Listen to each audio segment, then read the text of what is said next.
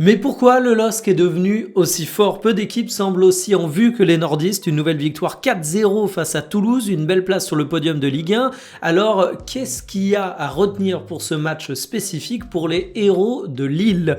Eh bien, voici les compos qui étaient alignés. Toulouse réduit à 10 à la mi-temps avec l'expulsion de McKenzie, évidemment, ça a aidé. Mais Fernandez, en numéro 9, mon Dieu, quelle trouvaille absolument exceptionnelle. C'est un joueur que je trouve intéressant par ses décrochages, par ses courses, qui a un vrai sens de la finition.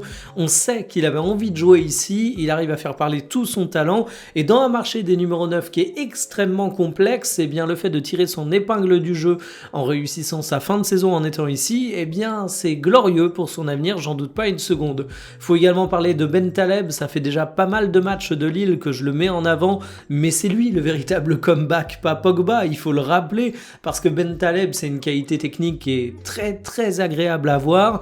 Meunier qui ouvre le score, et puis surtout le LOSC, en fait, dans ce retour en forme, il y a également le retour de pas mal de noms, de pas mal de blessés, et ça va aller en continuant.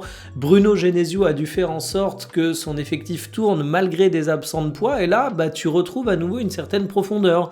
Par exemple, tu as André et Bentaleb au milieu de terrain, t'es même pas obligé de titulariser Boadi, qui est pourtant un joueur absolument excellent. Ça te montre que tu as un petit peu de rab. Au cours de la rencontre, les stats vous montrent que finalement on a eu quelques occasions de Toulouse, mais elles ont toutes été obtenues en première mi-temps. Et puis surtout le classement, on a le LOSC solide 3ème avec une série de 4 victoires, mais attention, ça va être disputé jusqu'au bout. L'OM a 1 point de retard, l'OL 2, Rennes 3 et Monaco 4, autant vous dire qu'il peut tout se passer.